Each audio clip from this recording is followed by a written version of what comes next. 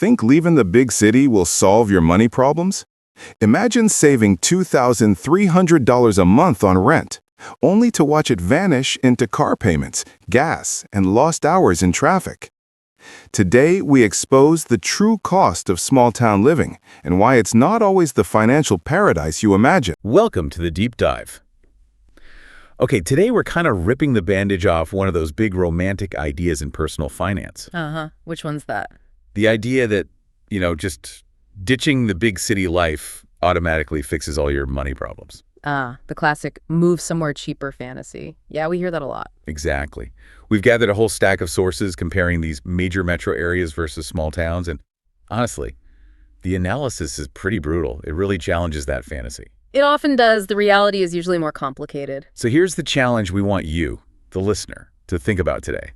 Let's say you're currently shelling out, $3,500 for a one-bedroom in a big city. Okay, pretty standard for some places. And you find this great house in a maybe mid-sized city for, say, $1,200 a month rent. That's, $2,300 in savings right there. Seems like a no-brainer. Seems like it, yeah. But here's the catch. Would you take that deal if it meant you had to buy 2 cars, maybe sacrifice 2 hours every single day, just commuting or running essential errands because things are so spread out? That's the real decision point, isn't it? And that's basically our mission for this deep dive. We want to get past those glossy real estate ads and really dig into the hard financial and quality of life trade-offs. Especially now, right? Post-2020, everything feels different. Absolutely. The context is critical. We saw this big shift. Yeah, everyone talks about the great migration out of cities, but what did the sources actually say about how big that was? Was it really like everyone moving to a farm?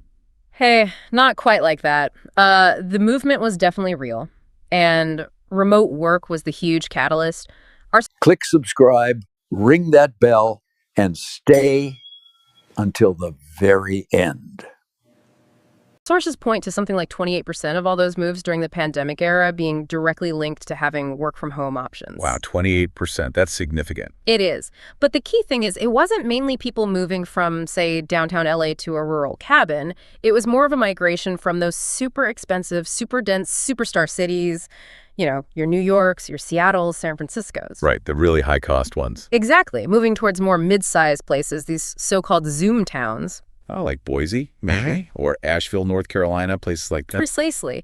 They offer more space, definitely lower housing costs, but crucially, they still have enough amenities, enough culture, enough going on to keep people from feeling totally isolated. So people want cheaper, but they don't want to, completely give up civilization. That's pretty much it. Access matters. Okay, let's really unpack this financial lure then. Because the housing cost difference, that's the biggest hook, right? It's a major head turner. Oh, it's staggering. It really is. And maybe let's quickly define our terms here just so everyone's on the same page. Good idea. So major metros think dense, high-cost economic centers, usually over 1 million people. Small towns or mid-sized cities, generally under 100,000 people, lower density, often more community-focused. Got it. And the rent difference between those two. Oh. It's just shocking sometimes. We see so many folks feeling trapped, spending, like you said, $3,000 easy, sometimes $5,000 or more a month for just a standard one-bedroom in the biggest cities. And that right there is the huge psychological pull towards the smaller town or city. You find that same square footage, or often, frankly, a lot more space, and it might only run you $800 to maybe $1,800 a month. Huge difference. And for buying, the barrier to entry just plummets. Actually buying a house for under $500,000, that's still a realistic goal in many of these smaller, desirable markets. Okay, but here's where it gets tricky. People make the move. Yeah. They see that lower rent check, and then 3 months later, they're asking, hang on, I saved $2,000 a month on rent. Why do I still feel broke? Yes. The follow-up question. We have to talk about this thing called Regional Price Parities, RPP. The BEA data on this is really eye-opening. It shows the gap between your nominal salary, like the number on your paycheck, and your actual purchasing power. Yes, this is so crucial. The data really shows how misleading a high salary in an expensive city can be. Like if you're earning, say, $100,000 in San Francisco. Okay, decent salary. Right, but the RPP data shows California overall is about 12.6% more expensive than the national average. Meanwhile, a state like Arkansas is maybe 13.5% cheaper than average. So what does that mean in, real-world dollars? What did the sources show? Well, the aha moment for a lot of people is this. That $100,000 salary in San Francisco, you might only need about 58,393 walls in a less expensive but still growing city like, say, Austin, Texas, to maintain the exact same standard of living, the same purchasing power. Wow. Okay, so $100 in KNSSF feels like less than $60K in Austin. Pretty much. The housing relief is definitely real, but it often gets balanced out or even neutralized by other regional costs and just the sheer availability or lack thereof of services. Okay, so the savings are real, potentially, but Yeah. I feel like we're setting people up for a fall here. If the salary difference doesn't Pause. Hit sub. Bell on. Like it. Share it. Then game on. entirely explain why you might still feel squeezed, what's the next biggest cost that usually blows up the small town budget dream? Right. We need to talk about the total cost of ownership. Let's call it the TCO trap. The TCO trap, I like it. Because that's the trap, right? People just compare the rent sticker price or the mortgage payment and they stop right there. But the real calculation, the TCO formula, has to be housing plus transportation. Plus transportation, okay. And unless the total net savings from that combo is significant, and we're talking, at least $600 to maybe $900 a month clear savings, the move might just not be financially worth the huge disruption to your life. And transportation. Yeah. That's the monster hidden cost for someone moving out of a city, isn't it? Yeah. Like if you're used to the NYC subway, Yeah. you pay maybe $130 a month for a MetroCard, ride it everywhere. You move out and boom, suddenly a car isn't a luxury, it's mandatory. It's absolutely mandatory. And often it's not just one car, it's 2 cars per household. Because everything is spread further apart, there's usually no reliable public transit, maybe none at all. 2 cars, okay. And here's the real gut punch. We looked at the AAA data for 2025. The average annual cost of owning just a single car, that's gas, insurance, maintenance, depreciation, the whole shebang, it's estimated between $11,577 others and $12,297 per year. Wait, hang on. Did you say almost $12,000 a year for one car? Around that, yeah, give or take. That's basically $1,000 a month. So if I was dreaming about saving $2,300 a month on housing, just one mandatory car instantly eats up nearly half, like 45% of that saving. Yeah. And that's before I even pay for the extra gas for longer commutes. Precisely. And if you need 2 cars. Wow. Doesn't that make the whole small town savings idea almost unworkable for a lot of working families? It makes you have to be incredibly careful about which smaller town or city you choose and why. If you save, say, $2,000 on housing, but then you immediately spend $2,000 extra on 2 cars plus gas, well, financially, you've gained nothing. You've just traded cost for space, maybe. And space is nice, but it doesn't pay the bills. You're right. And speaking of families, transportation isn't the only budget killer. Raising kids is expensive everywhere. Let's talk childcare. Yeah, childcare is. It's a national crisis, frankly. The average cost nationally is over $13,000 a year now, and it jumped like 29% just since 2020. That's huge. In big cities, it can be absolutely astronomical, way higher than the average. But here's the thing about smaller towns. While the price might be slightly lower sometimes, the real issue is often availability. Finding a spot. The waitlists. Exactly. If you move and find out you're on a wait list for a year to get into daycare, any temporary financial relief from lower housing costs just gets wiped out if one parent suddenly has to stay home unexpectedly. That's a huge hidden risk. And, okay, one more really Hit that subscribe, bell it up, and ride the full wave with me. serious point, especially for listeners maybe planning retirement or anyone with complex health needs. Healthcare access. This is critical. Big cities, for all their costs, generally offer superior specialized medical services. Okay. Lots of choices. Top doctors. Right. Smaller towns, and especially truly rural areas, are increasingly facing what some of our sources called care deserts. Care deserts, meaning Meaning you might struggle to find specialists. For example, if you're a retiree thinking about, say, rural Montana, gorgeous scenery, you might find a beautiful house for $350,000, incredibly low cost of living. sounds idyllic. But you might discover you have to travel 4 hours each way to see a specialist for, like, cardiac care or oncology. That's a huge quality of life issue and potentially a dangerous one. Yeah, that's not practical for ongoing care. And we've got those popular warm retirement states like Florida. You mentioned other cost pressures there. Exactly. Florida's super popular, right? Warm weather, no state income tax, lots of communities. But the trade-off there is often sky-high insurance costs, especially homeowners insurance, because of hurricane risk.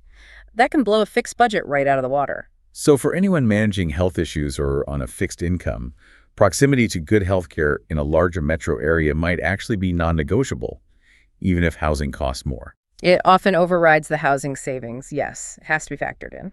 And we absolutely need to touch on the reality check for all the remote workers who kind of drove this trend in the first place.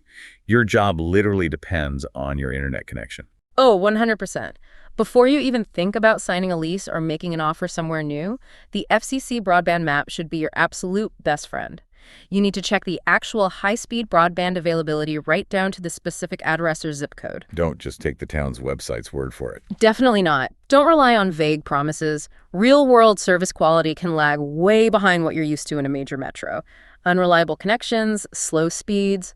That's a total job killer if your work involves lots of video meetings or large file transfers. Okay, this is a lot to juggle. Let's try to put it all together now with maybe 3 specific scenarios based on life stage. Because the right move clearly depends entirely on your goals right now. Good idea. Let's start with, say, the young professional, millennial, maybe Gen Z. Their main goal is often fast career growth, networking, getting ahead. Right, building that resume. So you look at a place like New York City. Yeah, the total cost of living is eye-watering. Easily $5,500 to maybe $7,000 a month, all in. To feel remotely comfortable, you probably need a salary pushing, I don't know, $200,000 a year. That sounds completely insane to most people. But the justification is that access, that dynamic growth potential. That's the argument. The proximity to key people in your industry, the ability to job hop quickly, the sheer density of professional events and opportunities. For someone laser focused on climbing the career ladder fast, that high cost might actually be justifiable to them. Okay, so that's one end of the spectrum. Contrast that with one of those Zoom towns we mentioned, like Asheville, North Carolina. Right. In Asheville, your estimated total monthly cost might drop significantly, maybe into the $3,000 to $4,000 range. It's much more geared towards a potentially slower pace of life. It's great for remote work flexibility, and you have amazing access to outdoorsy stuff, hiking, breweries, more of a community feel. But the career trade-off is? It's pretty clear. You're going to have far fewer diverse, high-growth, high-paying job opportunities locally compared to NYC. But what you gain is potentially a massive improvement in work-life balance and maybe lower day-to-day stress. Different priorities, different choice. Okay, next scenario. The family with young kids. Priorities shift, good schools, maybe more space become key. Let's look at classic suburbia, maybe outside Los Angeles. Okay, so a family in suburban LA, they might be looking at a mortgage payment between, say, $4,000 and $6,000 a month, maybe more. They likely get access to quality schools. That's a big draw. At the downsides. Well, the cost of everything else is high kids' activities, eating out, etc. And then there's the traffic. Our sources consistently described it as, well, horrific, soul-crushing even. How much time are we actually talking about losing to traffic there? What did the data suggest? It's often staggering. Just the basic school run or a modest commute could easily eat up 40 minutes to an hour each way. Whoa, that's up to 2 hours a day. Just gone in the car. Gone. Time you absolutely never get back, day after day. Okay, now contrast that suburban LA grind with somewhere like Madison, Wisconsin. Different vibe entirely. Totally different. Madison offers a much more affordable path to homeownership. Maybe a mortgage closer to $2,000, $3,000 a month. It's known for strong public schools, and it has that sort of tight-knit Midwestern community feel. So the calculation shifts there, doesn't it? It's less about dollars saved on the mortgage and more about time. Exactly. It becomes a time calculation. If living in Madison saves you, say, 80 minutes of daily commute time compared to that LA suburb, well, that's nearly 7 hours a week you just gain back for your family, for yourself. 7 hours a week is huge. Even if you have to deal with the harsh winter, yes. There's always a trade-off. In this case, maybe it's time versus weather. Madison has 5, maybe 6 months of undeniably cold, snowy winter. That's part of the package. Every choice involves trade-offs. Okay, finally, let's circle back to that quality of life reality check. We often assume leaving the big, noisy city automatically reduces stress. But the data you mentioned earlier suggests a kind of paradox, especially around mental health. Yeah, this was honestly one of the most surprising findings for me across the sources. On the one hand, cities offer that density of technology, culture, services that's a huge plus for many. Right. And small towns, they promise peace, tranquility, a slower pace, but that promise, it doesn't always fully materialize for everyone. I would have thought small towns would be like havens for mental well-being, but the sources painted a tougher picture with this stress paradox thing. It's complex. Some research indicates that, tragically, rural white populations actually report more days of poor mental health and experience higher rates of what are sometimes called deaths of despair, things like suicide and substance abuse compared to their urban counterparts. Wow. Why is that? The potential reasons are varied, maybe limited job prospects, economic stagnation in some areas, and crucially, often much poorer access to mental health support services compared to cities. That promised isolation can sometimes become a real unacknowledged burden for some. That's heavy. And what about the social side? For people used to the, anonymity of a big city, moving somewhere small can be a massive shock, right? You're basically trading anonymity for community. You absolutely are, and there are upsides. In a good small town, you can find incredibly strong community bonds. People genuinely know their neighbors, they look out for each other, they show up. That sense of belonging, of being rooted, that's the core appeal for many people. But that closeness, that cohesion, Yeah. it comes at the cost of privacy, doesn't it? Totally. You are absolutely no longer anonymous. Everyone knows your business, where you work, who you're dating, what car you drive, when you take your trash out. Okay, maybe not the trash out part, but yeah. Maybe. But for someone who really thrived on that low-friction anonymity of city life, suddenly being the new person, the outsider, can be a really long and sometimes painful adjustment. Building a genuine social network might take years, maybe even decades, especially if you don't easily fit into the existing local norms or interests. Okay, so wrapping this all up, what's the big takeaway for someone trying to actually make this huge decision?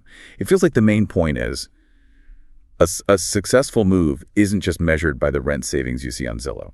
Not at all. That's maybe step one. You have to analyze the true total cost of ownership, housing, plus those mandatory car costs, plus potential childcare costs and availability. And then you have to be really honest with yourself about your non-monetary needs. Like what? Like, what's your real career path need? Do you need specialized healthcare access now or potentially soon? And what's your personal tolerance level for deep community engagement versus needing that urban anonymity? Right, we've talked a lot about the dollars, but now maybe it's time to calculate the true cost in terms of like time and maybe even your spirit, your well-being. So the final actionable step for you, the listener, this week, try to put some kind of value, even if it's not strictly monetary, on those factors we can't easily put a dollar sign on. Yeah, and that leads to a really important question for you to ponder. If saving, say, $1,500 a month on paper means you lose 2 hours every day to commuting, you limit your access to top-tier healthcare, and you give up your valued anonymity, is that move really cheaper for you in the long run? What's the true cost? We really want to know your tipping point on this. Which of these hidden costs we talked about is the absolute deal breaker for you? Is it the car ownership cost adding up, the lack of specialized doctors nearby, or maybe the thought of losing your privacy? Share your thoughts in the comments below. Let us know what location type offers the best balance for your specific goals and priorities. And remember, actually calculating your potential break-even point using that TCO formula, housing plus transportation plus childcare, that's probably your best defense against making a move you might later regret financially. Don't forget to follow our deep dives for more actionable financial truths to help you navigate this stuff. Absolutely. We'll see you next time.